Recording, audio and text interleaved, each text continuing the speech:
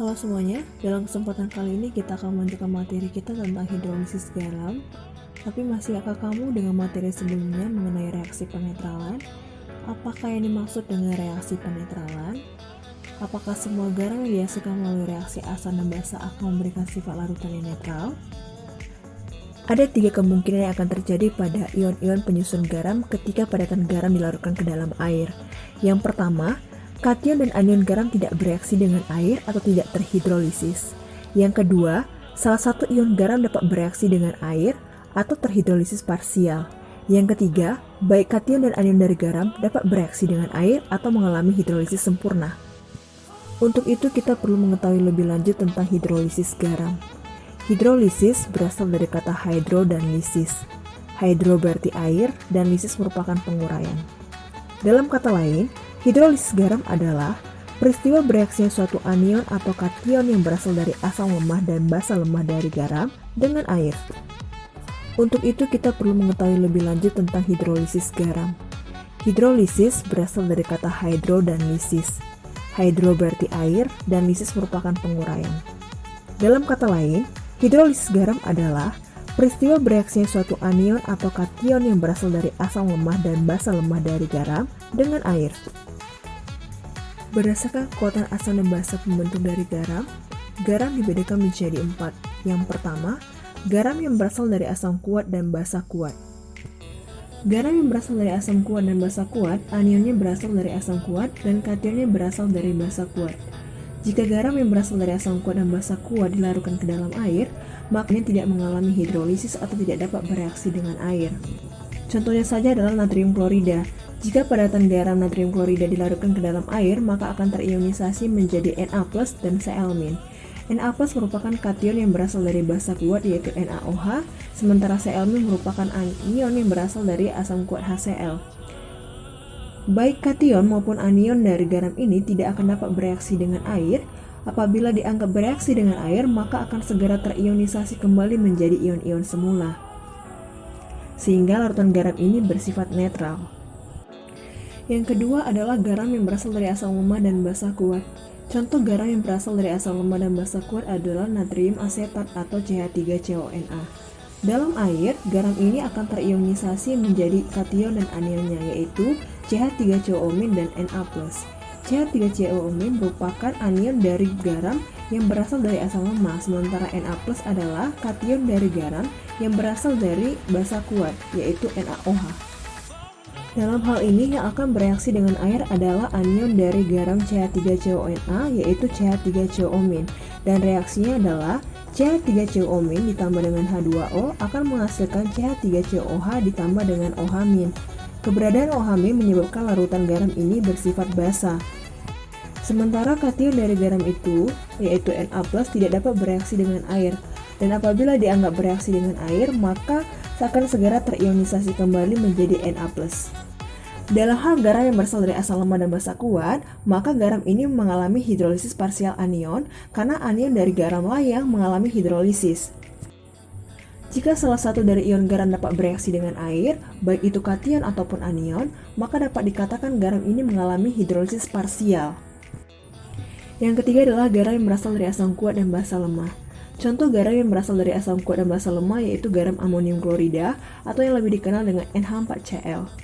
NH4Cl apabila dilarutkan ke dalam air akan terionisasi menjadi NH4+ ditambah dengan Cl-.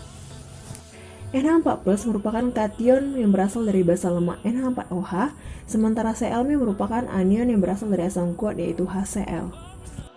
Dalam hal ini yang akan mengalami hidrolisis adalah kation dari garam tersebut yaitu NH4+. Mengapa? Karena NH4+ dapat bereaksi dengan air membentuk NH4OH ditambah dengan H+. Sementara Cl- tidak dapat bereaksi dengan air. Jika dianggap dapat bereaksi dengan air, maka akan terionisasi sempurna membentuk ion Cl- kembali karena ion Cl- berasal dari elektrolit kuat yaitu HCl. Untuk garam yang berasal dari asam kuat dan basa lemah, kation dari garam yang mengalami hidrolisis, maka dapat dikatakan bahwa garam yang berasal dari asam kuat dan basa lemah mengalami hidrolisis parsial kation. Keberadaan H+ dalam reaksi ini menyebabkan larutan garam ini bersifat asam. Yang keempat adalah garam yang berasal dari asam lemah dan basa lemah.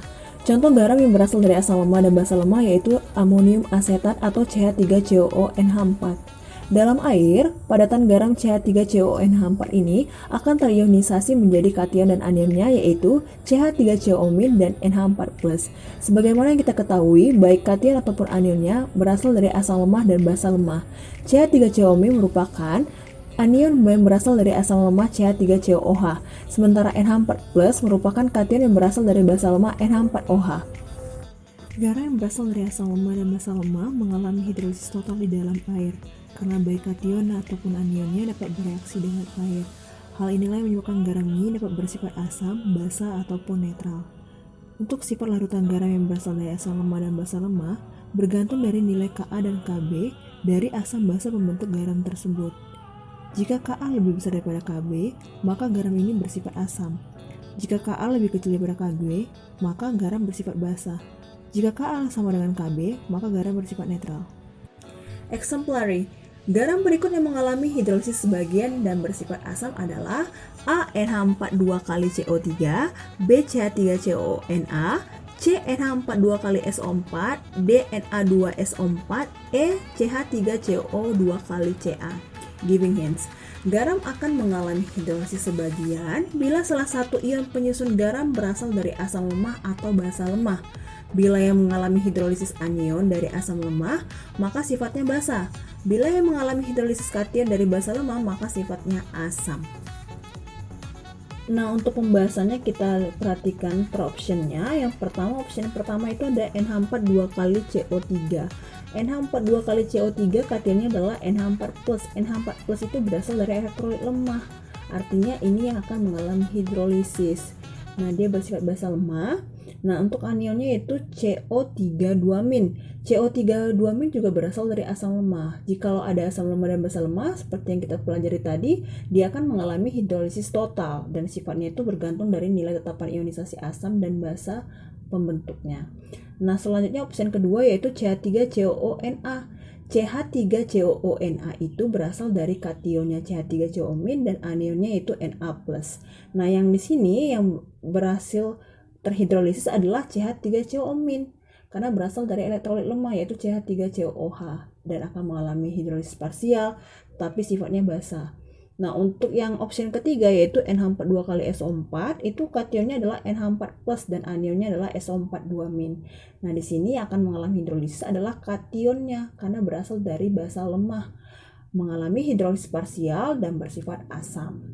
Untuk Na2SO4 kationnya adalah Na+. Na+ itu berasal dari basa kuat.